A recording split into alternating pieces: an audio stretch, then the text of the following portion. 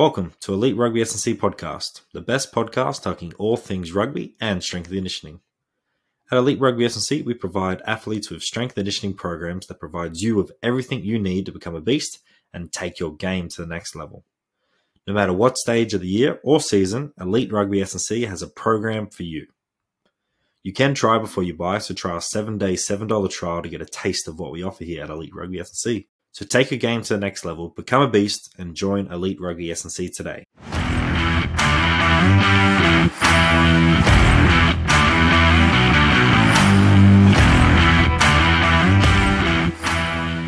So g'day Shannon, how are you? Good, thank you. How are you?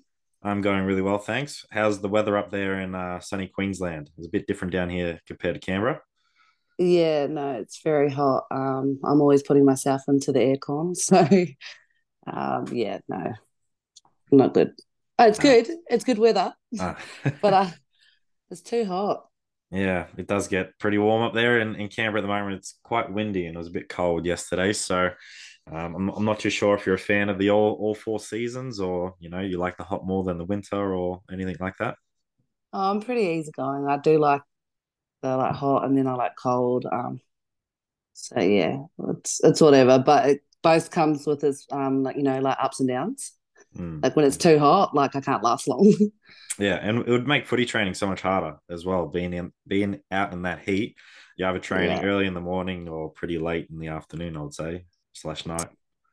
For me, it's during the day. Yeah, So I got to train real soon because I do like the hours in the morning, unless I get up at like 4. I'm not going to get up at 4 mm, because I yeah, get home at 10 while I finish my second shift. So I have to do it throughout the day. But I'm not doing it alone. I do it with my brother. So it's not too bad, I guess. so he tries and keeps up with you. Is that how training works? I think it's a bit of both. Like there's some things that he's really good at, and there's some things I'm really good at. So I'm just glad that I'm not doing it alone. Mm, Or else I don't think I'd be pushing myself just like as hard. Um, but I always try to look at the positive things and say, like, at least I'm getting it done. mm, But, there's a standard that you have to meet, and I do want to do better. But that's where he pushes me and he's like, run faster, like, keep going, add another one on. mm. And I'm like, oh, Yeah, it it's all does right. take a sort of unique person to really stay motivated by themselves. But if you're training with that, training partner or, a group of your teammates or just a group of people in general, it does make it a lot easier and you keep each other accountable as well. Yeah. It's definitely challenging, that's for sure. But um, I know what I want to get out of it. So I'm just Mm, like, oh, it's all right, and it's real evident that hard work does pay off. mm, But also just trying to find enjoyment within it as well. Whatever that may look like, I don't know, just grab a bigger bottle of water, mm. wait for that rest time and, drink as much as you can and then go again. I don't know. But yeah, sometimes I love it. And when I don't train, then I'm like, oh, I feel more like shit. You don't you like you it's one of those things you may skip a training session or like you're just not feeling that day and you don't train, you're like, damn, I should have trained. And then those days when you aren't Yeah. feeling the best and you do train, you're like, wow, I was happy that I trained today and got it done because if I didn't, I'd be taking a backward step instead of taking a step in the right direction. Yeah, definitely. Like, I'm like, oh, I've earned this sleep. Mm, But if I don't, then it's just like, oh, I don't know. I'm pretty good, like mental wise. I'm not saying like if I don't train, I can't eat a specific thing. mm, Because I love eating. But no, it's good. I think it's just trying to balance it. Work and then training and then like family time. mm, That's probably like my main thing is just balancing things and making sure that I have a bit of me time, whatever that may look like. mm, It's just feeling refreshed for everything, and that's something I've kind of like struggled recently. Just with the work, like I don't mind the morning shift, but then it's at nighttime after I train, I just really want to rest. But then I'm like, oh, I'm real grateful for life, and Ben, who I look after, he just makes me real grateful, and I actually enjoy what I do. But me personally, I just want to give 100% always, mm. and so it is a bit challenging. And then by the time I get to work, I'm like, oh yeah, it's fine. but it's just the lead up going back to work. Mm, I'm like, man, I just kind of want like an hour to chill. mm, Whereas like if I'm not doing rugby, I'm doing work. Then if I'm not doing work, I'm doing rugby, and then it's like kind of like a fine line between what else I can fit in. Um, and that's been a bit hard. So it's like really like a big dedication and commitment that I have to set to, and then not fall off or not try and make excuses to like find another path to work around things. But it is what it is. Like my work's real good to me, and then footy brings a lot of good opportunities. So I'm still winning, and but it's like it's good. There's when you get good things out of it, you have to make certain sacrifices, and yeah, it's just a bit hard when sometimes I want to catch up with my friends, but I can't because I'm like tired. mm, So I mm. take those little bit of times, or I just send a message, just to show that I'm like still here and still connected to them. But they normally understand where I'm coming from. But it's just nice to have a Mm. bit of time away from the 100%. boat. It's definitely a theme that, talking to coaches, athletes, is finding that me time. And it is hard when rugby isn't your main profession and you do have to support yourself outside of rugby. So you Yeah, really have to make sure that your schedule is down packed so you can, schedule in some me time, and just even if it's half an hour of just one day, it's just something doing something that you enjoy, do it. For all athletes out there doing that, just make sure you got a good schedule and find some time for yourself, but also, like you said, find some time for your family and friends, because those are the ones that you want to stay connected with. And when times are good and bad, you definitely want them in your corner as well. yeah, definitely. It's just just going through the motions and taking it day by day, taking one thing at a time, and not just expecting so much throughout the year. Mm, Um, but that's where I would start off is just taking one thing at a time. Because I'm a big dreamer. Like I love to dream about a lot of things, and I like to do everything really big. So I like my imagination. I like once I like something, I want to do more of it. And but it's just like taking a step back, breathing, allowing what's my priorities and what I need to do in order to get where I want to go. But no, it's been a lot better this time around. I finally moved back home with my family. Like I haven't done that in years. I've always moved around for rugby. So it's a blessing as well. Like I get to come home and see my brother's kids, and they look at me as like I'm their favorite cartoon character. Like they're so happy. They give me a hug all the time, and it's those little things that really matter to me. And I guess just being able to train with my brother and seeing mum at work. Like I haven't done that for years. Since I was a little girl, I was always moving around for rugby, and I had to go. But now that I've achieved a few things in rugby, and now I'm just like I made it a priority and a goal to make up for lost time with my family. mm. And that's became like a big statement for me this year and moving forward as well. I know that I'll be a lot happier being around them. It can come in both ways, like the good and Mm. bad. Um, but no, I feel a lot better knowing that I get to come home to my family. That's Um, awesome. I'm really excited to see what this year holds for you, having all that support network yeah, right there with you. I only think it's going to improve your game. yeah. It's crazy because my brother's like, oh, last year was like crazy, and then this year you've really got to step it up. But I just want to stay true to myself and Mm, be calm and um, nail the little 1%ers that I can do to better my game, but also just enjoying it, mm. like taking it all in, not putting that unnecessary pressure on myself. Um, and no, it definitely will feel like my belly for this season. You know, um, like even the little things like bringing my mum to see my trainings, or having my family at the home games, or more of seeing like letting them into my rugby life. Because for a long time, they weren't. I was kind of like they were like, oh, how come you didn't let us know that you made this team? And I was like, oh no, I just didn't want the pressure. Mm, Um, and it was a lot easier to like, but I didn't know that, you know. blocking them out was, a bad thing. But I guess it was just to protect my emotions and how I was feeling and, the sacrifices you had to make to get there. But now it's beautiful. It's like I get to share it with them and then I get to Mm, understand and now they're just like, oh yeah, actually just rest. Or mm. like a couple of weeks ago we went to touch and I rolled my ankle. My brother's like, oh yeah, get in the car, we're gonna go. Like it's the little things, just now they're starting to understand like why I need like downtime for my mental or when I need to recover. But yeah, I went to a recovery center. My brother's like, I've never done ice baths before. And I was like, well, it's good. I love it. It's really good for my body. And he's just like, this is crazy. Why would I want to get cold? And then he loved it. Like after that one session, he was just like, nah, my legs actually felt really good. And I was like, yeah, see? But at the same time, it's been an influence for my, family as well. And I guess just doing better with whatever they want to do in their life. You know, it's not always the good things that they only see the good things. But yeah, my brother said, "Wow, it's a lot of hard work behind the scenes."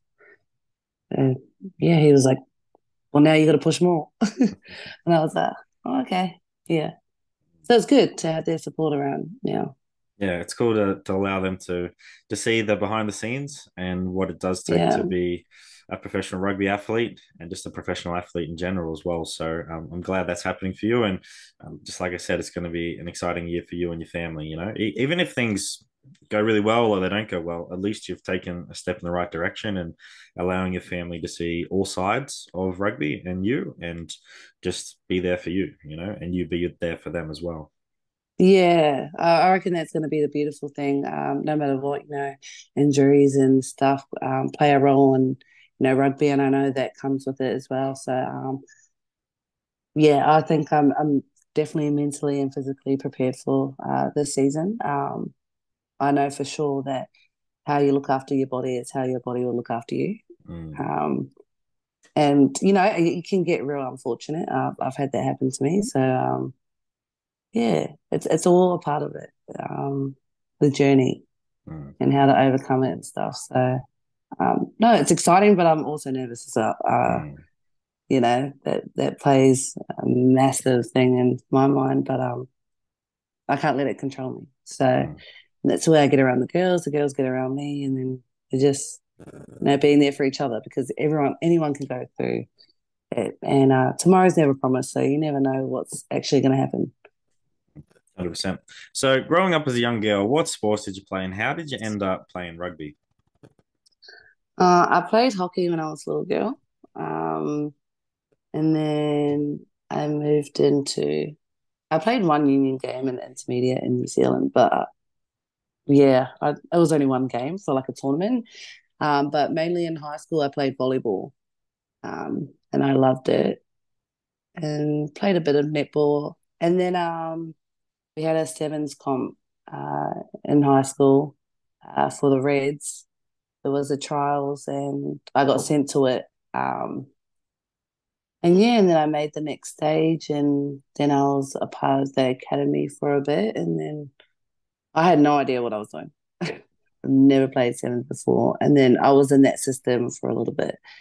And that's when I started to learn, like, the skill set of things. And then I actually started playing rugby league first. Um, my best friend took me down to Goodna Eagles Football Club, and then she was like, "Oh, I want to go training." And then I was like, "Okay, I'll come." And then she was like, "Oh yeah, do you want to play this weekend?" And I was like, "Okay." And then I just remembered my coach saying, "When you get the ball, just run it, and when you don't have the ball, just tackle." And I was like, Hopefully, they "Okay." told you which way to run, not running the opposite way. Yeah, no, I don't know. I was just like, just looking, and then I was like, "Oh, okay." And then my brother would be like, told me a little few things before I played. He was just like real unsure. Hey, he was like, I don't know if you know, but okay. He was like, yeah, just telling me the little basics, and then I just did that, and then ended up falling in love with it. No, that's awesome. It's always interesting to hear people's stories of what sports they started out in New Zealand. Hockey is quite popular over there, the field hockey. So, did you ever Yeah. think like you were like too aggressive for hockey or anything like that, and you came over to rugby and found that you could express that aggression, or or did you get to Uh, rugby and you're like, what? I can tackle people? Like, what's going on there? um, Hockey, I think I was just hitting everyone's shins. Like singing it. That's when I was like a really little girl. But I enjoyed it. When I came to rugby, it's such a crazy emotion to feel because I don't know. My brother just said you ended up really being like really good, like from the start. He was just like, oh, you know what? Maybe I can train her. I just always like swing my arm in tackles. And then he was just like, I don't think you can do that. And I was like, oh, I don't know. Um, I really don't know how to explain it. I just loved it. And I think it was okay to be like aggressive, but off the field, I'm not really an aggressive person. Like I don't really deal with negativity well. I like to be more positive. Um, so yeah, I'm a different Shannon on the field Mm. compared to like off the field. So yeah. Okay, so the Shannon on the field you don't want to mess with, Yeah. and you probably don't want to mess with Shannon off the field ever, either. So, yeah, that's really cool that you can sort of express yourself differently out there on the field, and you know, just be you. And then when you're off the field, you can focus more on the positive side of life, and just just go with the flow as well. Yeah. It's different, but it's like a hall pass to be aggressive, like on the field. And it's just crazy. And sometimes I'm like, why am I like that? Mm. But it's a good aggression. Because everyone else is so competitive, and I can tell that I know that I'm competitive as well, and I'm just Mm. like, and it's more of a respect thing. Like she give, you know, your opposition's always going to give you 100%, and I want to give like that 102%. I'm Mm. like this is cool. Like we're giving it to each other, and I like that. Mm. You know, I wouldn't expect anyone to go on the field and be like, oh, let's just play passes. Yeah, true. It's always interesting when you do sort of, you're taking a hit up and you bust through the tackle and you're like, oh, was that it?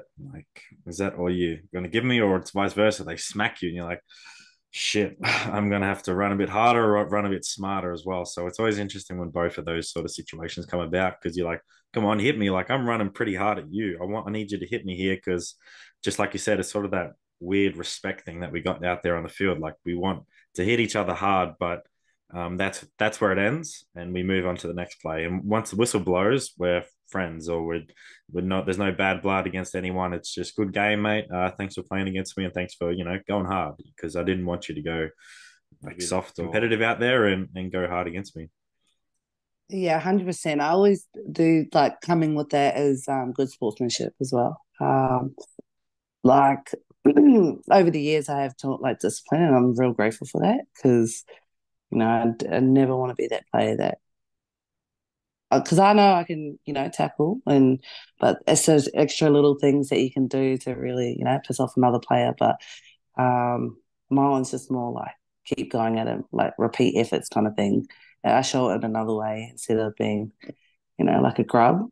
Mm. Well, maybe I don't know. Maybe I might be a grub a couple of times, but I think we need to um, ask a few teammates or opposition yeah, players about that. yeah. I think the more I play, I'm like, I can get away with it, but yeah, no, I love it. It's good. I never look at it as like kind of like a beef. It's more like, all right, bring it. Mm. And then after the field, it's just I don't actually remember the game after the field, so I'm more like, oh, it's done. I can breathe now. Mm. Well, you just Yeah. you just want to remember the good things, not the bad things. Yeah, no, definitely. I can already hear my brother from the sideline. Like, I'm Like, not yeah, coming to yeah, you after the game. I know, I know, No, I I do say know. that. I'm like, yeah, it's all right. Yeah. He's like, oh, Mm. famous titles. I'm It's like, like it's oh be like, man. well, you come out here and tackle them. They're No, pretty I good. do say that.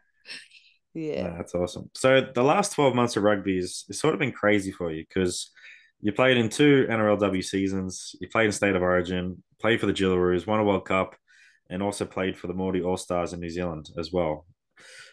That last month, like it's just been crazy, and we're sort of just going to dissect that last 12 months, And last month you did have that, like I said, you had that opportunity to play for the Māori All-Stars in New Zealand. For it's been a while since you did play in New Zealand, so what was that experience like, playing in front of your home crowd in a country that you're born in? Well, it was an overwhelming feeling. Like I couldn't even control how I felt. Like I was kind of like lost in my like emotions. Um, my old man is buried back at home, so I was able to go and see him throughout the week, and then being able to, go out into the community and see like how much lives we impact by just, I don't know, giving a smile, writing signatures, and they just like, to them it was like Christmas. So to be able to give back to, your community or, country, it was honestly just like a blessing, to me. It really opened my eyes because I know that when I was a little girl, I used to be them. So just to show like the little things that you can do for kids or even adults or like families, and being a proud Māori woman, to exceed at that level and, to achieve, something so great. It's awesome. I used to get so nervous about, signing things. I'm like, they don't really know who I am, but okay. And but then until I, experienced it myself, I remember I went to a netball game when I was a little girl, and I went to like a Pulse versus Magics, or yeah, game, and I asked this lady to sign, the photos that we had, but I had no idea who she was. But I would go to my friends and be like, "Oh my gosh, I got a signature from her," or "I went to this game and it was the best experience of my life." Like when I was that little girl. So yeah, and then just to embrace our culture with the Indigenous side, that was also beautiful as well. It's hard, um, you know, keeping your culture alive when I'm over here in Australia. I could say that I don't put enough effort as I would do if I lived in New Zealand. Um, but every time I go back, I learn more and more, and I don't get judged with the amount of knowledge that I know. Um, and instead, it's just everyone educating everyone, and the similarities that we have, with the Indigenous, family is surprising as well, and it's cool how we can connect on, um, through all of our differences, but um, like we're so united, and everything's so relatable, and it's amazing to, just showcase our cultures and, be proud, because a big thing is being, shameful of like your heritage. And there's always good and bad sides to every heritage, but it was just good for those that are shameful, that don't know much about their culture, to come out and be okay with who they are and their identity. So it was a huge week for me, and I loved it, and I was able to captain it with my friend Sahara. So Mm. it was it was amazing. That's awesome. I think that's the great thing about rugby is it brings people together. And when the NRL or the ARU does these initiatives of, the All-Star game or its Indigenous round, the build up to it is really special because you do get to learn more about people's cultures. With rugby union, it's more embracing the Polynesian community because there's so many, different athletes come to your team to play, and it's really cool to understand that. And then, just in Australia, learning more about the Indigenous, people. Like it's really cool to see what rugby union is doing and sort of leading the way in that area of bridging that sort of gap. But it seems like the NRL is doing a really good job as well. So it's just awesome that a simple sport can bring people together, of different cultures and different backgrounds. Yeah, no, it is. It is becoming more aware, especially for the Indigenous culture as well. Um, at World Cup, the flags got brought out, and that was amazing. And you know what, along my years, there's some things that I wasn't educated about, the Indigenous culture, and um, when you like, do a post on Instagram or something. I didn't actually know what Australia Day was, and my friend actually reached out to me and educated me on it, and instead of judging me, and she asked if I knew what it was, and I didn't, and now that she's educated me, I was like, oh, thank you, like that's awesome, and now I get to share that with those that don't know, because it could be so easy. Someone could be so bitter and create hatred towards you, but instead she chose to educate me, and no, it was beautiful to know that I've got that connection with my friends, and that they're able to be honest with me. And they said, no judgments here. This is just how I feel, and I want to be surrounded by people that understand me, and that I feel comfortable with. And I said, no, I totally understand that. So that was a good thing that stuck with me throughout my years, and um, just being obviously more respectful when it comes to cultures, because I know that if with my culture, I would like to be respected in the same manner. So that's what I found really special and um, cool. Yeah. Yeah, it's awesome. I'm glad the NRL is continuing to do these All-Star games, because at one stage it was sort of a bleak sort of affair. Like, are we going to continue to do it? Like, should we do it sort of in a certain way? And I'm just glad that they've sort of got it nailed down and going to continue to do it well long into the future, and just continue to educate people and bring people together from different cultures. And yeah, I think it's a great way to start the year for the NRL. Yeah. No, it's a beautiful thing that they've held, and I'm just lucky to be a part of it. Mm. So another big thing last year was the World Cup. The 2021 World Cup was finally played in 2022. It was sort of theme with same here in the rugby with the women. So you were able to play in that World Cup. You and the Jillaroos put a dominant performance on. From start to finish, wasn't really close at all, because it just shows how elite you women are in the sport. It was a bit close with the New Zealand when you first played them. I think it was Yeah. 10-8, but you touched them up in the final, which was pretty good to see from an Aussie. Not. It was probably mixed Yeah. emotions from yourself, but oh well. What was it like making your debut for Australia, playing in a World Cup, and then winning a World Cup? Oh, first of all, I couldn't believe that I was in the UK. Like that alone was crazy. But it had to be one of like the best campaign I've ever been a part of. I've been involved with many camps, and the the like bunch of girls that got selected for the World Cup was just amazing. Um, I was like filled, like overfilled with joy, and that I didn't know how to like control it. Like I was just super happy, and I was posting 24/7. But it was like I don't always post all the time, but it's not a bad thing. But like I used to get nervous, so I wouldn't post like too early. But man, I was posting 24/7, and I just couldn't believe like how much fun I was having, um, and just like great like bunch of humans Mm. that I was involved with. Like I was there's sometimes where you pick your moments on, there's different versions of you in different camps and different teams and stuff. And I had like, I think I evolved to like the full version of myself, and I was laughing really loud and just, really like myself. And I didn't know how to control it, but I learned and got inspired by the many stories that um, throughout the ladies within the campaign.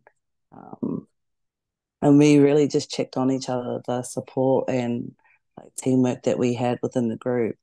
It was so sincere, especially when it came to the final team list. Everyone knew that no matter who they named, they could get the job done. Um, but at the end of the day, we had to trust our coaches, and we had to be a team. And every time the team was would change or something, those girls that were like weren't selected for one of the games, they would go away and prepare something special from for the players from their families, like printing out photos, doing a letter, saying how great they are, or just say, um, I know you could be nervous out there, but we've got you and we're here with you, and your family are also supporting you. Like it was just those little nice gestures that got put in before the game, and when you get that, it's just like, wow, look how united we were, even though they weren't playing. They were like very selfless, making sure that the rest of the players were, um, preparing to the best that they can, as well as having that support. And it was genuine. It wasn't because we had to. The coaches didn't even ask the players to do that. The players did that on their own. And that's what I felt incredible. And it was just ongoing, like team bonding. Um, we didn't even have to say buy-in. It was just like, let's do this. And that's what I like. Like you can't always make everyone happy, but everyone was on the same page, and I could say that everyone would say the same thing. I've been a part of camps that'd be like, we need to buy in, and it's just a few players is just like, but why? There was no why. It was just like we're here for a reason. And then going back into that first New Zealand game, I was like, don't take this team lightly. Like we may know who the players are, but I said it's different. World Cup. And then we were filthy after that first game, even though we won. We were like, nah, we want to get thrasher training. Like, let's go. And then when we came to the finals, everyone was just like, we need to show why we're the best. Like, everyone's going on about how we get business class and, the money arrangement and all that stuff. And I was just like, let's not get clouded by that. Let's just show it on the field and be great and not let the foot off the pedal. And that's what we did. And like, as much as I love New Zealand, I was just like, yeah, like we did that, but it was just, other than that, it was just like amazing. And then I forgot I was in the UK. Like, that's how crazy it was. Like, so that's how happy I was. It was amazing to be a part of. And then I come home and then I was like, oh my gosh, I'm on a World Cup. I didn't even know how to express it. But my brother was like, I just remember when you were talking about 2 years ago about making, he was like, I remember when you said you wanted to join the NRLW team. And then you did. And then our next goal was like to start. And then he did. And he was just like, and then I remember saying to him, oh, I want to make the World Cup team. And he was just like, what? Like, you're crazy. And he said, everything that you said you did, oh, like that, I wrote down as my goals. I did. He goes, I don't know how, but you write it down and then you like go for gold. And I said, oh, because I want it. I want to. I'm not saying that it's going to happen. I just know that when the timing is right, it will happen for me. No, Yeah. there's so many questions popping on my head from that. Like, Yeah. it just shows you what happens when you get a really good team together, and just like you said, they buy into it and they do the job that they were there to do. When you look back on a performance when you haven't performed, you're like, yeah, the team chemistry wasn't there, the culture and the buy-in wasn't there. But once people have bought into it, it just makes everything so much easier, and they show up to training with intent. They work as hard as they can, but then they also know how to goof off and have a bit of fun outside of training as well. Because if it's just too serious all the time, it's just not an environment you want to be in. You want to find that good balance between, working hard and also having some good fun outside of training. So yeah, it's just awesome that everything clicked for you ladies. And for anyone who's saying like, oh, the business class and all that, like that's what is expected to win a World Cup. You can't just be going to a 2-star hotel on a shitty bus or a shitty plane. Like that's not how championships are won. Go look at any other, major sporting event. They're all getting the best of the best, and that's how they win. Like if we were to lose that World Cup, and you look back on our sort of preparation to it, you're like, oh yeah, we didn't get you this, we didn't do that for you, didn't do that. We'll figure it out next time. Well, that's just a blown opportunity gone. So you got to make the most of it. Spend the money because 100%. Yeah. you'll reap the rewards, and that's what you're currently doing right now.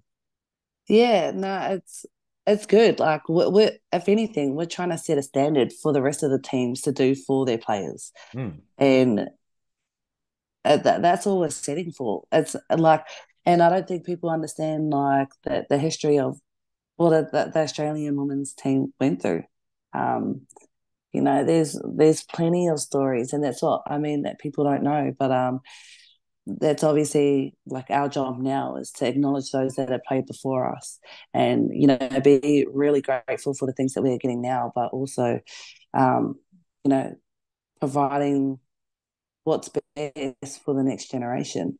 Our job doesn't finish here. We're obviously carrying on that legacy for those that started it and didn't have anything that we have till this day. Um, and that's always reminded in all the camps that we go to, and just acknowledging the players that set the platform for us. Um, Mm. so because I know I've had one of our tasks were to reach out to an old player. I mean to a current, well, Mm. I shouldn't say old player, but Person who just retired. yeah, yeah, okay, yeah, all that, yeah, yeah, a retired player, Mm. and kind of get them in like their story, and really get to know them and kind of understand the history and the meaning behind the jersey. Um, and I spoke to Teresa Anderson and I said, we do raise that we need to acknowledge the players that have played before us. And she was very like, straightforward. She's like, yeah, I didn't think that that was like raised in the game, and it's hard for them to see it, because it is like at the same time you got to do your own job, you got to learn the values, or you got to create values within your team. So it is a lot. It's not saying that it's forgotten, but that's some of the players felt like it was, Mm. um, and it wasn't her being bitter as well. It was more just saying that they like back in the days they played with everything that they had as well, and then when you see the game growing now, some people are just happy to be there, Mm. and some people are willing to do more, and that's hard to close that gap between being really grateful or just really taking the piss out of it, and that's just having respect for the past players. Obviously the game's changed, but it's a team sport, Mm. and that it's hard, and that comes with like the buy-in as well. Some people are just happy to have that contract, um, and just kind of like just walk along, whereas some people are ready to sprint, and really take it to the next level and really grow the game for the next generation. So it's kind of just like hard to see that next generation coming in now and not taking this opportunity for granted, Mm. especially with the four teams coming in to NRLW. You got to find 120 girls in the lowest salary, the minimum of the salary cap is 30K. Um, you Mm. could have zero experience and you could get picked up by, just getting your name vouched for and you got 30K. And some people might just be happy to, be there and, oh, I got the 30K, or, really be like, I'm so grateful for this opportunity. But obviously that's out of our control. It's how the clubs come in and define those values, and really, comes back with education as well. Mm. Um, setting a really good platform and non-negotiables that come in to, really educate the new girls that are coming in, and especially with the well-being side of things, preparing them, for the season, because there's a lot of trainings that happen with pre-season recovery, a lot of commitment um, that comes with it. And that's what I hope that we prepare for the new girls coming into NRLW, that they have that kind of support. And it's just, doing the things that we can control and being a good leader for them. Mm. I guess that's how we can change the game and, acknowledge, the past players and set that, high standard, um, to move the game in the right direction, to leave it in the hands of, the next generation to keep building. Mm. No, I love that because it's definitely something that you need to buy into is the history of the club. But it doesn't matter what club you're going to go to. If you're new, it's just your new local club, or you got signed by a club and you're from New South Wales and you're going to Queensland. Like try and understand the history of that club and the values and the traditions that they have as well. Speaking with Dan McKellar last week, was on the podcast. Like, talent is really good and will probably get you a contract, but what you stand for as a person and values and if you buy into the organization's values is something he's looking for. So it's like, well, coaches are going to be looking for that. So your talent's only going to get you so far. You also need to make sure that you're buying into the organization that you're going to, being a good person, and understanding, just like we said, the history of the club and what that club stands for, because it's really important. And it's always cool when you get to talk to other people and understand their stories from, back in the day when they were playing, or the different types of jerseys they were wearing, the different colors, and how much the organization has grown. It's really awesome to see, because you don't take it for granted. You really appreciate the moment and what the club's doing for you, because they're investing in you. And it's really good to give back to the club and also, do the best job that you can for the club as well. Yeah, I've just come in and around, like my rugby career has been, when it's starting to be established and, moving into the right direction. So I've, besides, playing union and not getting paid, other than that, I've come into, NRLW, even if it was minimal payment, it was still a payment. And it was the first, really professional environment that I've been a part of. So, like, I'm grateful for that. And not everyone's had that. So I can't really sit here and be like, oh, I've, struggled, or I haven't had the discrimination like the past players have had. Um, and that's what I've got to take into consideration. So now I only want to do better for them. And just, they've been heard. Mm. Like, it's not, speak your story and then be like, oh, okay, well, thank you for that. Bye. Mm. But in saying that, I have a lot of passion for this game. It's, saved my life.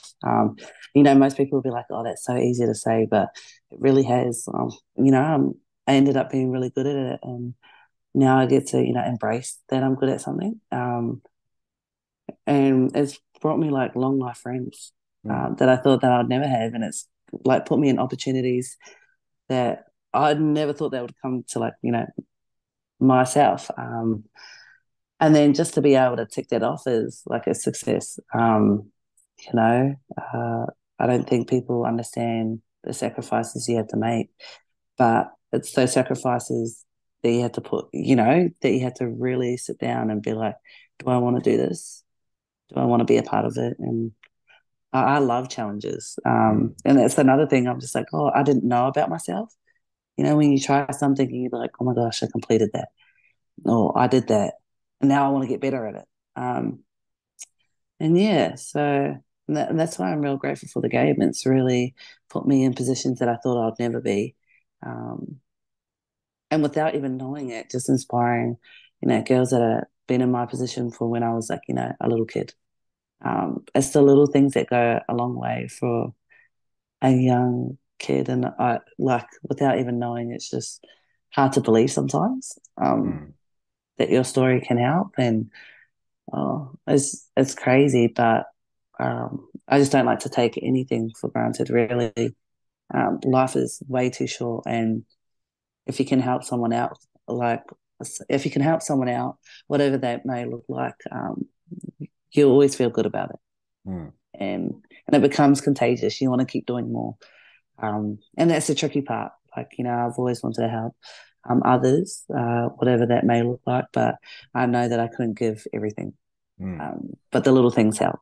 Mm. I think you're explained it really well. And it's also hard to explain sometimes when people haven't been involved with, say, a rugby union or rugby league club. Like, it's a pretty Mm, cool organization. Well, if they do it right. Some clubs, aren't that good, but majority of the time, a rugby club is a really cool thing to be a part of, and you get a sense of value, and you get to mm, express yourself. You get to meet all walks of life of people, like just complete strangers, and you coming together.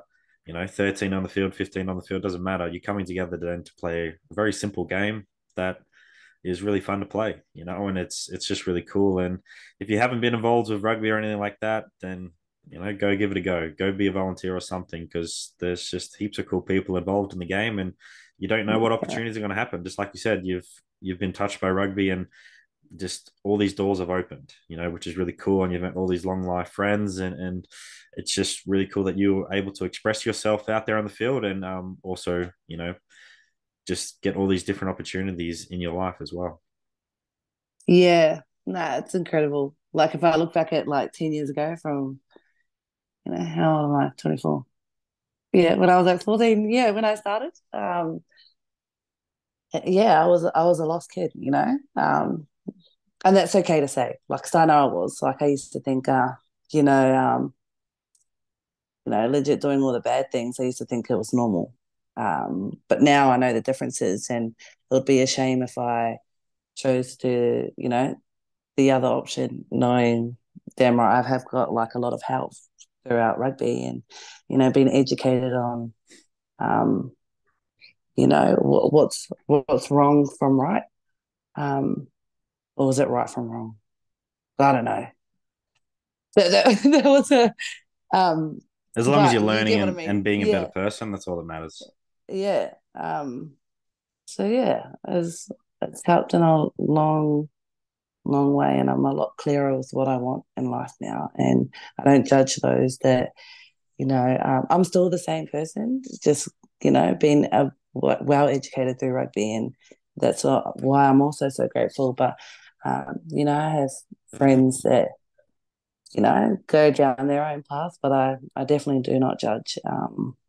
It's a cruel world out there, but you can make it a positive world. But it takes one little thing to really, to make your world go upside down. So I know not to judge, but to support, but to also know my limits, and boundaries with certain things. So yeah, it's learning 24/7, really. Mm. Just make sure you find some me time as well, so you can switch that brain of yours off. Yeah, I know. As soon as my me time is either journaling or a good nap. Hi, everyone. We just want to take a quick break from this episode. We hope you're enjoying this episode so far and all the content we have produced. We appreciate all the support from our listeners and followers so far. If you haven't already, sign up to Elite Rugby S&C blog today.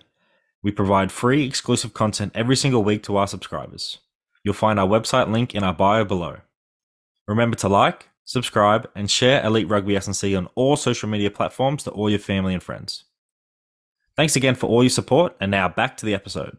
So you did do a bit of traveling last year. What makes a good roommate to room with, and what was a bad roommate to room with? You can name names if you would like to.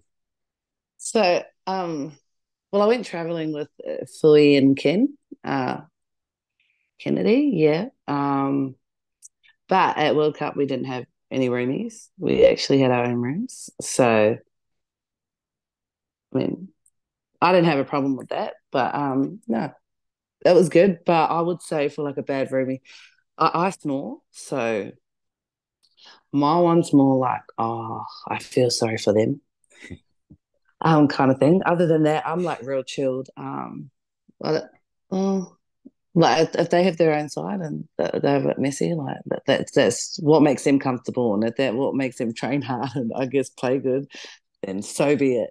Mm. As long as you keep to yourself. But in my case, I snore or I like breathe heavily, so I'm like, sis, do you snore? Because if you don't, like I do, and you might need earplugs or something, or Mm. I'll let you go to sleep first. I'm very considerate because once I'm knocked out, I'm knocked out. And Mm. the one thing that would bug me if it's like I don't get a good sleep, that's why I'm not training well, or and I'm like, Mm. is that because of me or? Mm. So yeah, I'm real chilled when it comes to that stuff. But my biggest thing is I'm a snorer, so if they snore too, then I'm blessed. But if they Mm. don't, then that's a bit tricky. Yeah, yeah, But 100%. most times have been really good, but still, it's the little things that I can't sleep with the light on. Some people can. Yeah, that's weird. Sleeping blind on. Yeah, That's no, I weird. can't. I'm just like, no, I can't. I cannot do it. Mm. So yeah, I don't know. I'll probably be in the top list for like that because of snoring. Okay. I reckon. But other than that, Or maybe Easy. laughing loud sometimes. I laugh a lot. Okay, so you might hear a banging on the door. Be quiet, Yeah. Shannon. I'm trying to sleep. Calm down. Yeah. Yeah. Other than that, it's all right, I guess. Okay, Yeah. easy done. So, State of Origin, it's a one of a kind sporting event that everyone looks forward to in the rugby league world. I thought last year was probably the best women's rugby league game I've ever watched. Like it was just a next level from the NRLW, and it was just on point. Like it was just awesome to see. How did you find that game, and how did you also find playing in front of a record crowd, and also playing down here in chilly Canberra as well? Because it was a little bit cold compared to up there in Queensland. Yeah, I actually love Canberra weather. It's nice. It's refreshing. Like, I don't know. Most of the girls actually did, but we were all trying to prepare for the weather on the game night. Mm, Um, and it wasn't actually that cold. Well, maybe like watching it, I don't know, but a lot of us said we were sweating. And that mm, game was fast. That game was hectic. The crowd was amazing.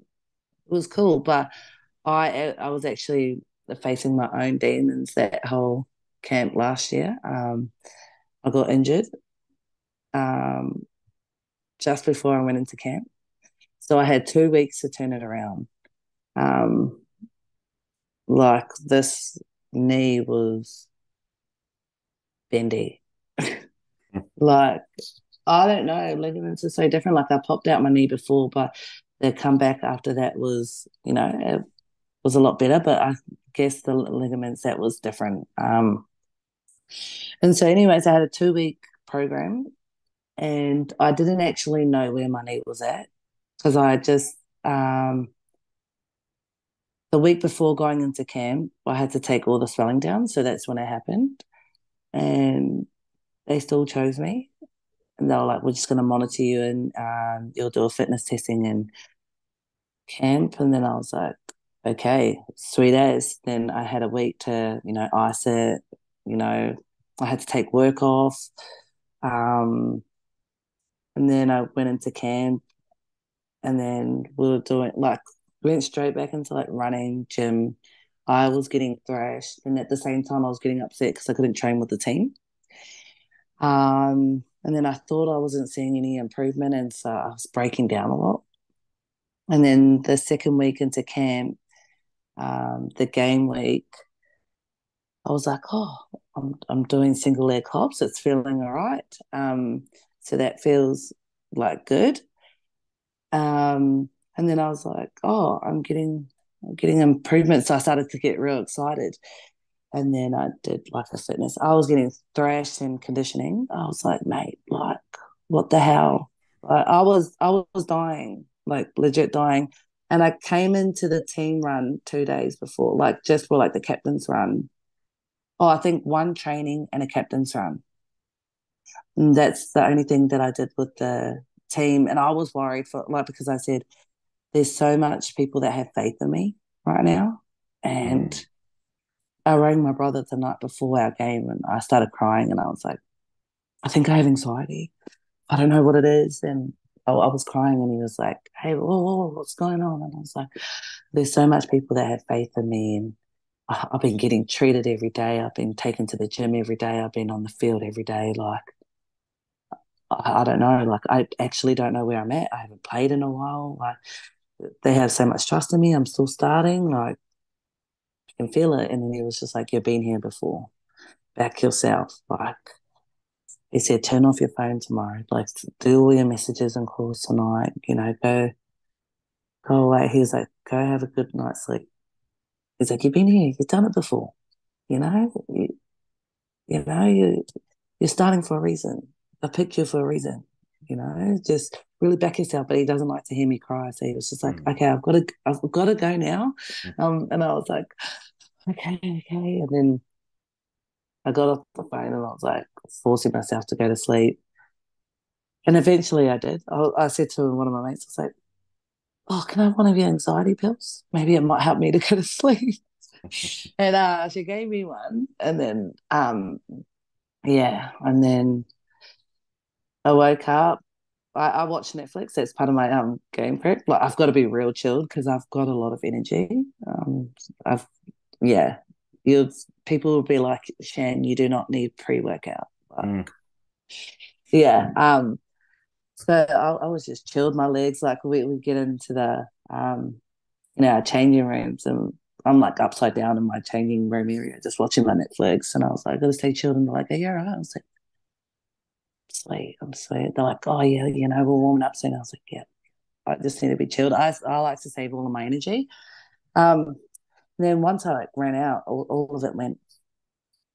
I was like, it's not about me. It's about like my state, my state's back in all of us. It's about my family that made a little bit of sacrifices for me to be here. It's for my team that really got me prepared for this moment. And there's some girls that didn't get selected, so I had a lot to play for, and I was just like, you know what, fuck it. If I get injured, I know that I went hard. Um, Mm. it happens in the game, and I can't control it. But what I can do is give it my all. And then so I went out there, and I was just like, I don't care, tackle my legs, whatever. And I just went out and said, I'm not playing for myself. I'm playing for a whole bunch of people that really believe in me. And then I got through, and then some people were like, man, that's one of the best games I've seen you play. And it was crazy. And then after that, I was like, yeah, I do feel good. Like, I was like, I don't know, I got through it. Mm. I just did. And I was real grateful for it. But now it's so evident that when you do look after your body, really take good care of it, because I had a good S&C, I had a good physio, I had great human beings around me. And then, I was eating good. But I know it came down to like, the little 1%ers that I had to do. Like if I wasn't getting physio, I was stretching. If I wasn't stretching, I was doing the gym. It was like a real like 12-hour day, 14-hour day. Any little time I had left, I was stretching. I was loosening up my legs, and I was getting physio twice a day, massage twice a day. So it was a lot of work, but it paid off. I had 2 weeks to turn it around, and I thought I was crazy.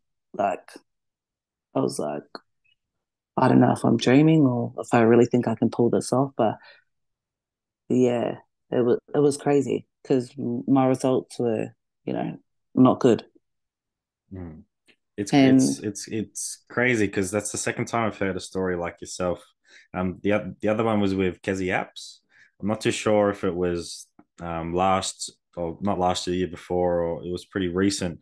She was in a similar boat. I think either it was a near ankle, got it really bad playing NRLW, and only had like 10 days to fix it to then play State of Origin. And it's just incredible to see you two just overcome that massive obstacle and then be able to play not just NRL, it's State of Origin. It's the best players from Australia playing against each other. It's not like it's just a normal club game. It's the elite of the elite, and to be able to do that is just incredible. And you probably look back on it now like thinking you're a bit crazy, but at least you know what you can do. And if you get the treatment and push yourself and trust the process, that's what the end outcome can be. And yeah, it's just incredible to hear and see that. It's awesome. yeah, it's definitely trusting the process. Like there's a few times I'm like, oh, you guys don't really know how my knee feels. And Mm. and it's so, but, they're like, man, calm down. Like, calm down. And I was like, it's just no improvement. And, there was times where I was just, I guess, expecting a miracle out of nowhere. But no, it was real crazy. I was really, really grateful for them for not giving up. They were just like, mate, we wouldn't do this if we knew you weren't serious to get back on the field. And like they give you a lot of responsibility as well. Um, they can tell when you haven't stretched or you haven't loosened up. They'll be like, don't expect me to treat you if you're not going to, do your own Mm. little stretches and stuff. And that comes with respect. You got to go home and do your homework, do the little things, and they come take care of the rest. And I was real grateful. And not everyone has that to come off injury. That's kind of support. So just obviously not taking another thing for granted, and giving back in the ways. Me giving back to them is doing my little one percenters, Mm. or me giving back is getting back on their field. And then they feel great about it. They're just like, see, we can do it together, and it's teamwork. So, um, no, but it was real evident. It was a real eye opener for me, um, just to know that if you really stick to the programs that are set for you, like you'll come out like 10 times better as what you think, you'll do on your own. Um, Mm. and that comes with education around it. But I've experienced it. And, when people used to get injured, I was like, come on, man, we got a game to play. Like, Mm. like it doesn't look that serious. And, when people did their fingers, I was like, just strap it. Until I did two of mine. And I was like, no, that was sore. Like, but it had to take me to get injured to kind of realize the mental battles that you go through and the physical battles, and your body not being the same. Mm. No, Yeah. it definitely sucks. It's part of sport. Unfortunately, is getting injured, and just talking to yourself about this, and then it just reminds me of Tom Hooper as well from the Brumbies. We spoke about this as well with his shoulder, and unfortunately, he did get hurt a few weeks ago. Like he just felt just sort of alone and just in a really bad mindset when he did get injured, and same as yourself, but. You know that you do have that support network around you. A big thing for him was saying he didn't embrace um, being injured. He was too positive too quickly. And he was saying, I really had to just, sulk about it a bit, and understand I am out. This sucks. I really need to acknowledge what's happening and then move on. He just moved on straight away. So I think that was really cool to learn from that from himself, but also learn from your story as well to, you know, it does suck. And if you do the work, what's the worst that can happen? You actually get back quick and you play state of origin. Is that the like the worst thing that's going to happen if you actually do the exercises and do the treatment and all that? Like, sweet, do it. At least if you don't do the work, you wouldn't have had that opportunity to play and actually play for your state and play for your family as well. So, thanks for sharing that story. It's awesome. Yeah, that's okay. Yeah, it was good. When I first got injured, though, I was real positive for the 2 weeks, and then after that, my Mm. emotions really hit the road.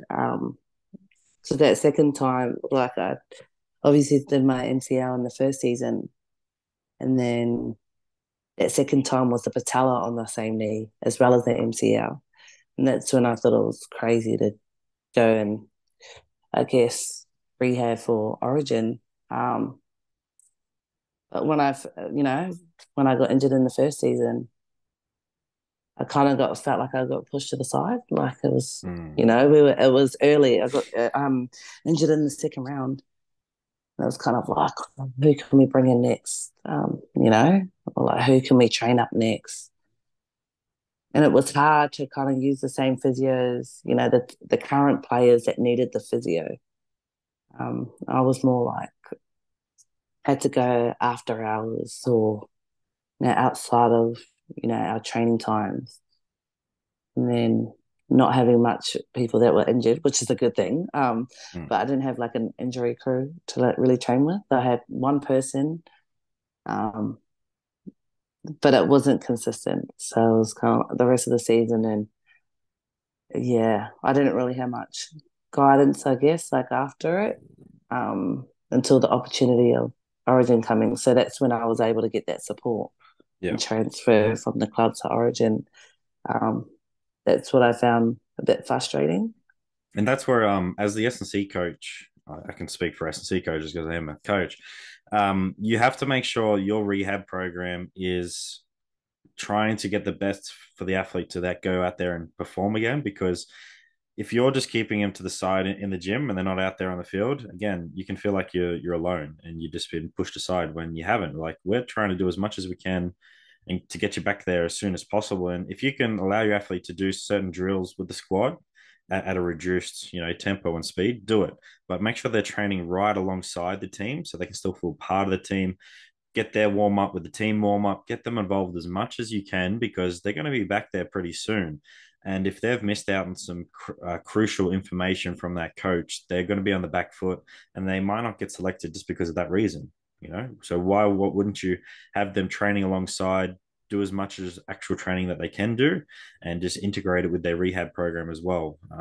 It's something I've learned along the way, and I think it's awesome when an athlete, when you give the athlete permission to go do that, they're like, really, can I go do that? Like, yeah, go train with the team. It's what you're here for. So you really got to make sure that your rehab approach aligns with the team program, and slowly allow your athlete to get back into training and do as much of training as they can, while also doing your rehab program as well.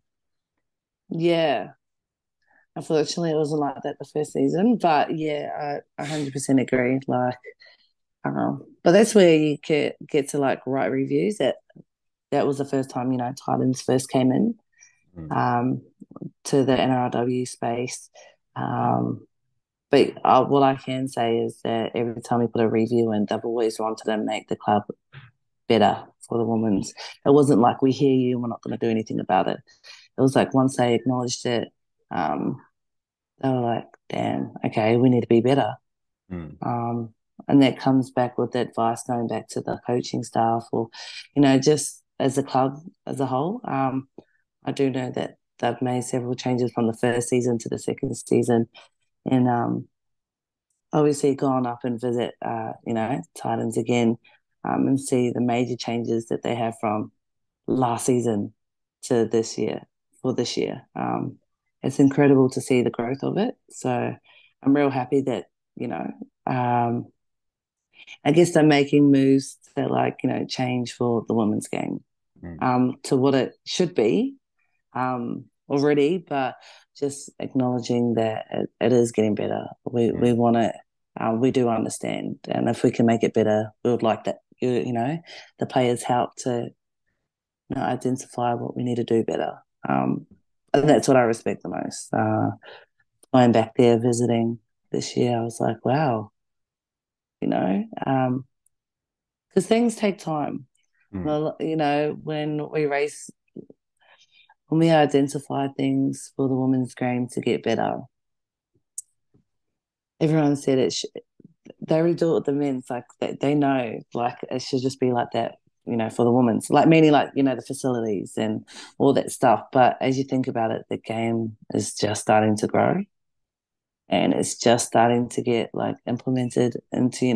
It's new, so we can't expect to have everything all at once. If we do, like perfect. Mm. But if we don't, it's all about building, and it takes time, and it's okay to show that it's building. Um, and being patient, and I get it. Like, but as you look back at the men's history, it took them a long time to build to where they are now. Um, and it's just moving as one, I reckon. It's just Mm. understanding the different concept and why they can't have these things and how they can, and it's another thing to trust and process. It is frustrating, but at the same time, we got to do what we can do in our control, and we got to just trust what they can do in their control, and just keep raising awareness of what we need to do to grow the women's game Yeah, and for the 100%. clubs. Mm. Yeah. It works both ways, as you said. Like, you want to continue improving your product, which is what you can control. NRL, Mm. you can control creating a really good spectacle for people to go watch, but it's really good for the clubs to make sure that they're reviewing their processes and what they have in place to then also build the product and give back to the team as well. Because if one's going up and one's going down, it just doesn't work. They need to work together to build a really good Mm. product and improve it every year, which is great to hear that the Titans and many other NRL clubs are slowly building the program. Like, as you said, it takes time, but you do want to see growth, and we do want it to happen, now. But you don't want it to happen too slow or not happen at all. Yeah, definitely. Mm. So I don't want to keep you on too long because we keep just getting really deep in these I questions, which is know. awesome. Like, I'm not complaining at all, but how does Queensland bounce back this year in the state of origin? What's the sort of the things you want to work on from last year? Origin's like different. Hey, it's hectic. Like it's a different type of rivalry. Like I get real passionate about every other game, but I think it's a hard one because there's no NRLW before Origin. Mm. It's Origin before NRLW this year, and it's like BMD. So it's I guess it comes with selections. Being in shape. Meeting those standards of playing Origin. I'm guessing it'll be a lot faster this year. It's only going to get faster.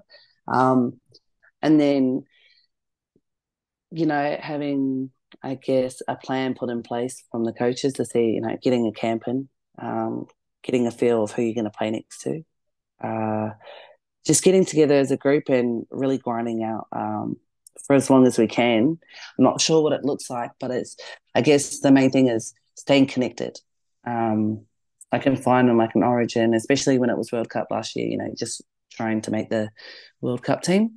And that's the game to do it. But I guess it's just working with each other and not fighting against each other. Staying connected because they're a rivalry, not each other. It's probably something I picked up from last year. But yeah, Do you I don't think know. trying to bring that World Cup culture and environment that you had from the Jillaroos to Queensland, but also put a different sort of spice to it? Do you think that's probably the way to go? Is trying to create that a similar culture and environment that you had in the World Cup? Yeah, definitely. I guess it comes back with like knowing the history as well. Who knows? We might have new players coming in as well, and it's just setting those standards as well. That's a huge thing. Um, and just picking the right people to know that, like, because Origin's one of those games where don't stop walking unless you really can't Mm. walk. Um, like if you're bleeding, I don't know, keep going, wipe it off. Like Yeah, yeah. It's like good. You're bleeding. it's Keep yeah, going. yeah. It's one of those ones like putting others before yourself. Mm. Uh, really like a team first mentality. Um, it's a different one. Like it's a different team environment, but it's just really understanding those that have played before us. That's a big thing. That should really drive you to you know want to win it for your state. Mm. Um, and it's shit, if you lose and people just like, oh, New South Wales, and I'm just like, Yeah. oh, that sticks with you for a whole year when you play one game. Mm. So that comes with another thing. Yeah, it's just Mm. I don't know, but I'm excited for what's planned for it. I guess it's just going in there and just I think you'd be silly not to have three games soon. Like you'd yeah, be quite silly not to. And having one in New South Wales, Queensland, and then if you have the third one in a neutral state or somewhere, like you'd just be silly not to want to, have that product out there because it was just like I said, it was awesome to see. And I think rugby union can learn a lot from that, and I hope they are. So yeah, you'd just be silly not to add two more games to that because it's just awesome to see. yeah. I think it's 2 games this year, Mm. not the three, Oh, but sorry, my bad. But still, yeah, 3 games. Like, come yeah. on, I you don't just know. want to win. Like, have 2 games. The person who wins the first one still has the advantage, or whatever. Whoever won it last year still has the advantage. Like, you just want a neutral playing field. 3 games. Let's see who's the best. Yeah, I don't know why they're doing 2, but yeah. Um, Other than that, it's a really great game to be a Mm. part of. Mm. All Yeah. right, we'll see. We'll see if Queensland can bounce back this year and beat the dirty New South Wales team there. Hashtag go New Yeah. South Wales though. Ah, Uh, men's Canberra, team. we're surrounded by New South Wales, so we sort of have to go for them. Yeah. Yeah, I know. I didn't realize Canberra wasn't too far from New South Wales. yeah. It's not we're surrounded by them. So Oh my gosh, I last feel few, sorry. yeah, well, that's all right. It's pretty good. So, how has strength and conditioning training helped you to become a better rugby union and rugby league athlete? Um, it's helped me a lot. Obviously,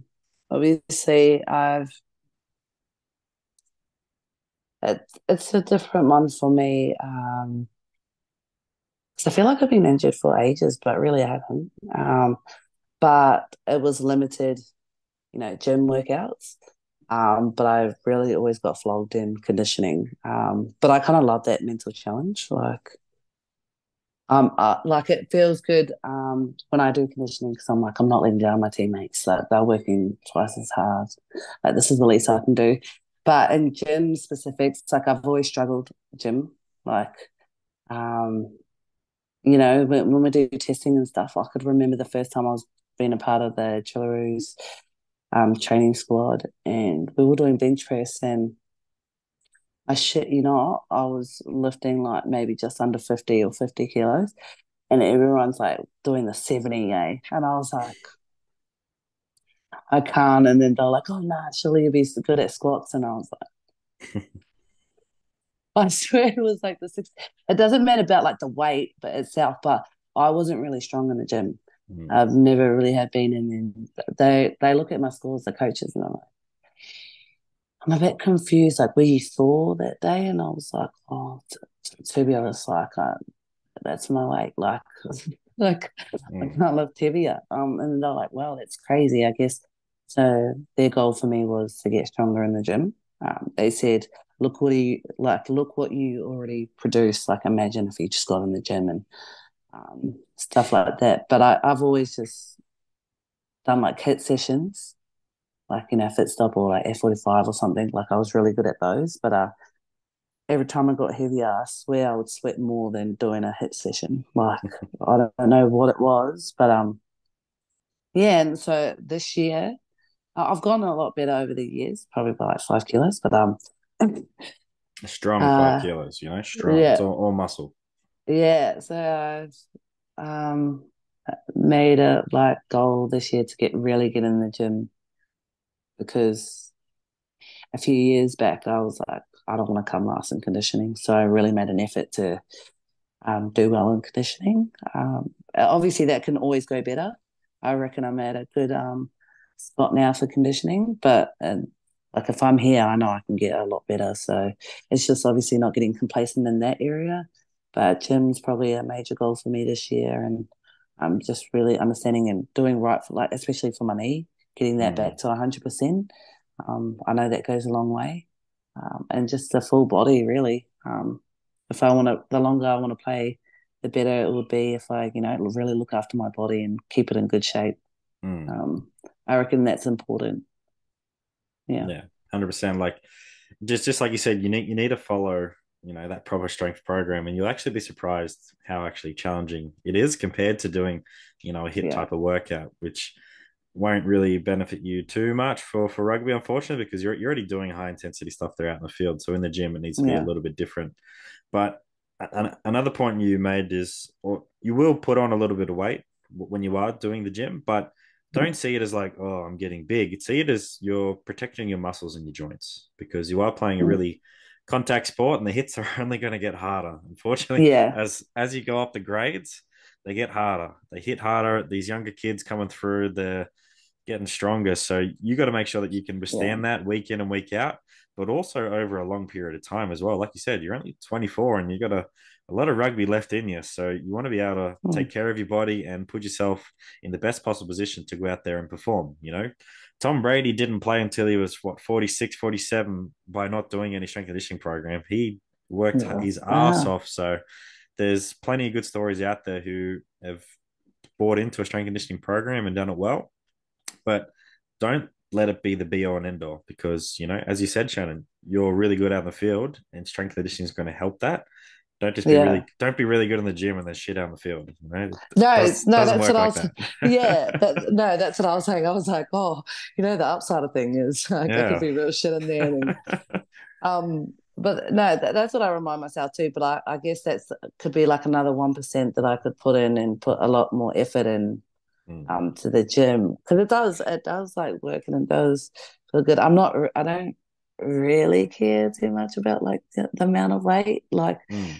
that people lift, but as long as I'm doing my best and doing better than before, Mm. I think that's my thing. Because look, I should be able to lift more than 50 kilos bench press, Mm. but but um, no, I guess that's just my my competitive side. It's just like, oh, Mm, that really holds me. But no, I guess that's where I can put more effort in to mm, something that I lack. mm. No, that's awesome. Yeah. So a segment that we do on here is Triple H, and I think we already sort of answered most of the Triple H's. So like the first H is hardship, and would you say that hardship is probably what you experienced last year with your injuries and just sort of uncertainty going into state of origin and just anxiety going all over the shop there? And would you say that was your hardship, you think? Yeah, definitely. That was the biggest one. I've definitely gone through a lot of hard stuff in my life, but that one was different. Mm, I love playing footy, and when that got taken away from me, uh, I was like, damn. And it's so easy to feel alone, like properly alone. Like I know I had support, but it was just like the feeling of going through it and your body changing. mm, That was the scary thing, and not being able to come back and performing again. That was a challenge that I had to overcome. But now I've experienced it. I know it comes with the game, and I've took lessons from it. And obviously, one of them is sticking to the strength and conditioning program, and comes with eating as well. But just looking after my body, that's the big thing. You know what it comes when playing football games. mm. Preparing yourself to the best that you can, and if you're not, you're going to get that outcome. Yeah, But you could get unlucky. But yeah, no, that was definitely my one. But um, yeah, I'm not saying it'll get easier if it happens again, but I just know what to expect yeah. and how to deal with things better. Yeah, that's good. That's a good learning experience from the hardship, and I think a lot of people will resonate with that, and sort of also just think to themselves, it's not just me. Someone else has gone through that, and it's really good to hear Mm. when someone else talks about it as well, because you just like you said, you feel like you're alone when you're not. So there are people who've gone through similar, hardships. It might not be the same situation you're going through, but at least someone is out there who can share their story or just be someone to listen to and share some advice as well. So thanks for sharing that, and it's good that you got some lessons out of it as well. Yeah, no, no problem. Mm. Next one is hero. Who is a hero and why is this person or multiple people your hero? Oh, this one might be like a cliche one, but no, I would say, yeah, I would say my brother would be my hero. He doesn't really like know it. He knows that I love him very much, Mm, but he's always believed in me, and that's a big thing. Like, and never left my side. I'm getting emotional saying this because, that's all right. yeah, it's easy to be there and have faith in someone for a shorter period of time, but man, that guy has seen me through all my ups and downs, and um, just every little movement that I've been through, like Mm, all that goes with all the bad times and um, stuff that's not like footy related.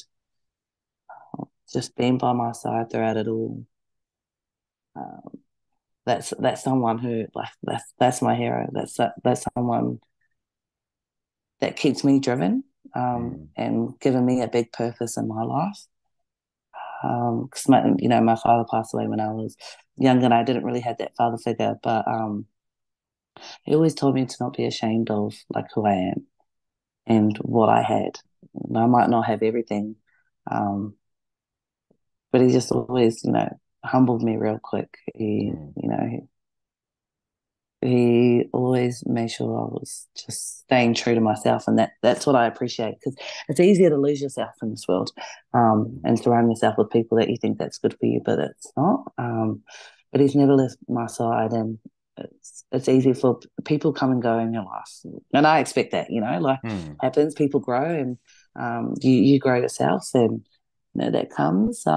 But it would be him and someone else that I look up to is Richie McCaw. I kind of like everything that he That's a stood for. typical And New Zealand answer right there. yeah, no, like I was just like, oh my gosh. But everything that he did, like Mm, it was crazy. And he said, when he got offered the captaincy, and he just didn't think he was, good mm, for it, and he was quiet.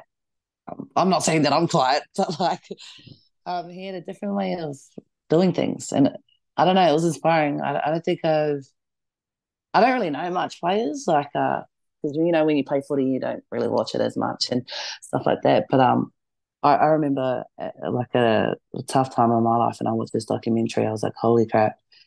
I was like, this is wow, inspirational, and mm, I felt like going for those long runs, and then, mm, I was just like, man, like it was the passion that he had for it, but like he was so competitive, and then got told he was too small, and then and then I liked how he wrote down his goals, um, and he just stuck by it, and that's one thing that I've like wrote down. I was like, oh yeah, yeah. And I liked how this was like, the greatest All Black. That was the one thing that I loved, and I don't know, he just I don't know, kept at it. There was just one thing in his mind that just just bang, mm. bang, bang, bang, bang, and I don't know. He always took challenges head on, and he wasn't scared. You know. Mm.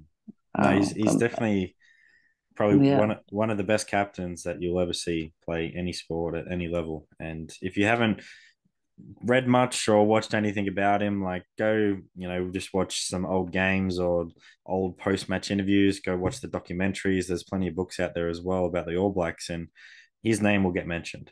And to be able to lead one of the best sporting teams ever to be in existence, it hurts me to say that as a Wallaby supporter, but they've been so successful for so long, and there's a reason why. And to be a captain of the All Blacks is just a phenomenal privilege to have, and he did it so well for so long, and got so many victories against the Wallabies as well, which sort of sucks, but oh well.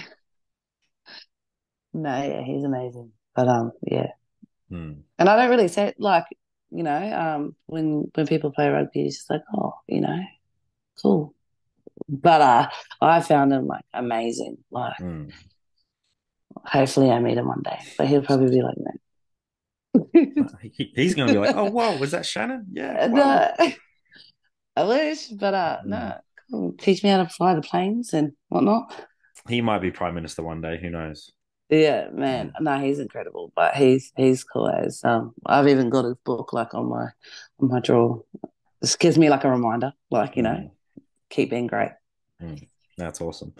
What is a highlight that stands out so far in your rugby career? Oh, I don't know. Um, it all happened so fast. Like I would say all of it. I don't know how to say that, but everything was a dream, Hmm. and that becomes with like starting, and then being able to maintain that starting spot, and then being able to make the next level. Um, But the one thing that I always wanted to do was stay true to myself throughout it all. Hmm. So I guess the highlight of it all was growing over the years, or playing in different teams and gaining the values from it and applying them to my daily life, and just being able to be a part of those teams is an achievement. So I guess that's my highlight throughout my rugby career is just, just looking back at the young girl that I was, and then writing down the goals and making them become true. Hmm. Um, that's the best thing that I could look back on and be like, holy crap, I did it. Hmm. And be proud of it and be confident about it. And not saying that, oh my gosh, I played this, I'm the man. It's just like, damn, like I wrote it down. I went and trained hard. And then along there, I made some like really cool friends. I got some help along the way. I grew as a person, and now I get to say, I played those teams, and I don't know, hopefully tell my kids one day. So, Hmm. um, yeah, I guess rugby in general is the highlight. Hmm. Shout out to rugby, eh? It's awesome. Yeah. So, last couple of questions. If you could only give 1 or 2 points of advice for rugby athletes out there, what would you say? Um, One of them I like because I hold it to myself is like like take opportunity with two hands, because you might not get that opportunity again. And there's several other, females and males that would love to have that opportunity. So that would be one. And I guess two is just really listen to your mind and body. Most people won't take the time away, um, for example, for their mental health, um, and to take that courage to step down from a game or, not going to training, for it. Instead, they pressure themselves and, feel like they have to be there. I guess for myself, it's just like really listening to yourself, your mind and your body. Because if you put yourself first, you're actually taking care of the team. Um, and there's no point going to a team activity or to training or playing a game when you're not mentally right or physically right. I guess it's just taking that courage to really stand up for yourself. Because at the end of the day, you have to really look after yourself in order to play, a long career. Um, and that comes with a lot of respect from your teammates, um, and maturity to understand, what comes with the game. And if people don't if the other people don't understand, then it's a shame that we actually haven't educated them on, well-being and the mental health side of things. Because I feel Mm. like that's important, and it's really hard for players, to step away. Um, I really think that that should be educated a lot more into the, rugby teams. It's okay to step away for a little bit. 100%. I totally agree. Like you got to make sure that you're putting the best foot forward, which is putting yourself forward. And if you can't take care of yourself, no one else is going to. So make sure that you're a Mm. priority in your eyes. And um, because if you want to help the team, you got to be able to, take care of yourself as well. I think that's really important. It's a great point that you mentioned. Yeah. Mm. So, who should be my next guest on the podcast? Is there any old or current teammates that you think should jump on for a chat? Well, it depends who you want, like from rugby union or Oh, rugby league. we're both rugby union and rugby league friendly here. All our Yeah. programs that we sell, it's for both because, we've had experience in both worlds, and it's rugby. It's a broad term. Most people, when we say rugby, obviously it's rugby union, but it's a broad Yeah. world where we enjoy both sports, and it can be anyone from both rugby union or league. No, that's cool. If you haven't already, like I really love to hear like Samantha Taufa. If you haven't reached out to her, she's obviously been in that time space where, before NRLW got big.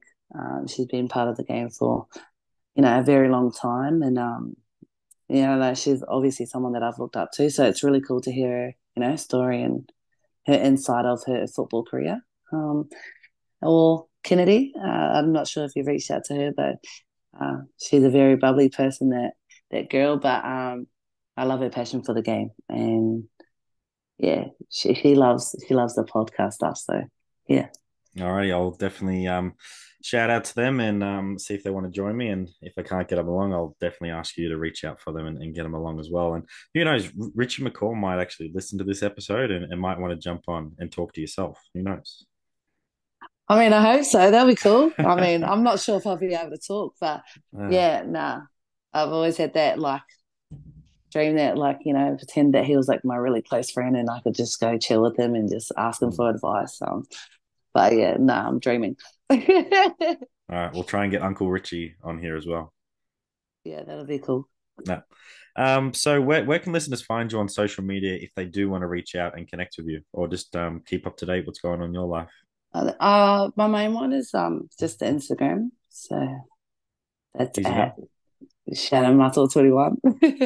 Yeah, no, it would just be the Instagram. I normally keep like my messenger to like for like my family. It keeps it like separate. Mm. Um, but yeah, that's probably the main one. Yeah. Sweet. I'll put your handle down in the show notes so people can keep up to date what's going on and stay connected as well. So thanks for joining me today. It's been awesome. I probably didn't expect you to go in so much detail, and it's really cool to really understand what's going on from elite rugby athlete and to share. For you to share your story with me and then for me to share it on the podcast is awesome, and I think it's going to resonate with a lot of athletes out there, and it might even start a conversation between two people as well. So thank you very much for joining me today. It's been awesome, and all the best for the 2023 NRLW season, State of Origin, and everything else that comes along in your rugby career. Oh, thank you so much for having me, and listening to me for a long time. Thanks for tuning into another episode of Elite Rugby S&C podcast. Remember to like, subscribe, and rate Elite Rugby S&C on Spotify and YouTube, and make sure you follow us on Instagram. Sign up to Come a Beast via the link in the description or via Instagram page. Also, don't wait, make that good decision and join Elite Rugby S&C today and take your game to the next level.